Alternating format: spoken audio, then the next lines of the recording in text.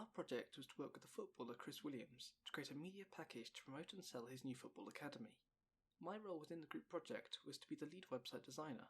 I was charged with creating an appropriate website that could promote the sale and awareness of the Chris Williams Football Academy and its products, host the relevant media content from other group members, for example promotional videos or pictures, automatically and effectively link and incorporate social media elements created by the marketing project manager, provide information based on a range of topics from the training available at the academy to its office location to advised physiotherapy and diets.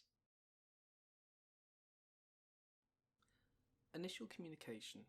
As a number of group members were already within the same social circles and had worked on previous projects together in the past, the initial tension that can situationally exist within team structures was overridden. The previous knowledge of other group members also removed a part of the forming stage of the team development process, as the team was well aware of each of the strengths and abilities.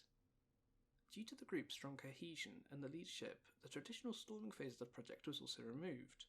This phase was also alleviated by each group member offering themselves for a role instead of being assigned it. This, in course, ensured that each group member was content with their work objectives and not resentful of the tasks assigned to them.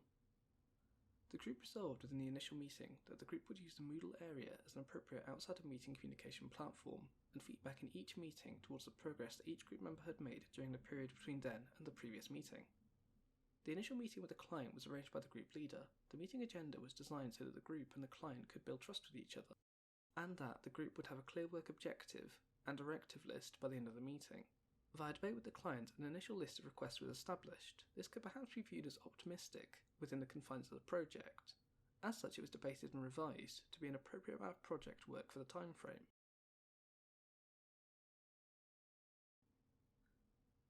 The initial meeting with the client outlined a clear and defined path of development. After the initial objectives were confirmed, each group member took action to create appropriate content and then feedback to the group as a whole during each weekly meeting.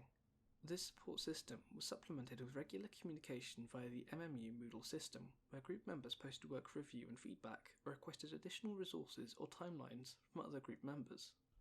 Due to the nature of the website, and as a large majority of its media content such as photography was to be produced by other subgroup members, I made extensive use of Moodle to create and update short lists and other content lists of what content was needed to develop the website.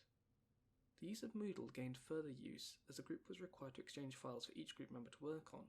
Due to the large nature of certain elements of the project, additional methods such as external hard drives, file transfers, and Google Drive were used to allow each member to gain the required files. It could be considered that a preference was set for the Google Drive format. It has allowed all group members digital access to the content remotely and on a range of devices, removing limitations of geography and operating system. During this section of the project, a permanent email dialogue was open with the client. This was used to gain content that the client was creating or having externally commissioned. As the project progressed, this was further used to confirm the finalization of each section of the website, ensuring that it was written off to client standards. As the project progressed, each group member presented their content developed at each weekly meeting. Each other member would then submit any appropriate feedback or advice from that meeting to the group member. This method ensured that each member was consistently up to date with the rest of the group's work, and that they agreed with the final outcomes of their work. Project finalization. As the project entered its finalization, the level of communication increased. As the website designer, I was required to host the group's media content on the website. This led to the requirement of constant communication and discussion between both myself and other content creators.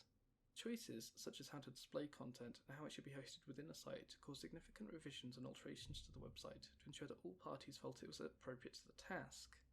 An area of workflow problems arose during this time period. As the content was required to be hosted on the website, it had to be completed with significant time before the project's final completion deadline to allow it to be optimized, adjusted, and placed within the site. This area of development required the readjustment of certain internal project deadlines to ensure that all parties' work was hosted on the site correctly. Project completion. The finalization of the project was completed in a series of short meetings, emails, and phone calls. While there was not a requirement for additional communication, the signing over of legal assets, such as the website's copyright, did require the use of different mediums of communication. As the project was nearing its final stage, feedback from all members was encouraged, as in a series of meetings and emails the client had stated that they were happy with the website and had no further alterations to make. The project was finalised and then finished.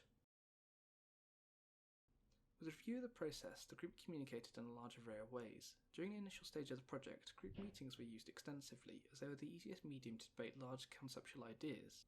After this interval, when work tasks had been assigned, project members used meetings as well as Moodle to share work and ideas. As the project progressed into the development stage, a large dependency was put upon a communication system that could support large amounts of group data transfer needs, for example Google Drive. And finally, as the project came to a close, the system of communication returned to that of a similar style to the start of the year, as the area of discussions required either physical signatures or large amounts of debate.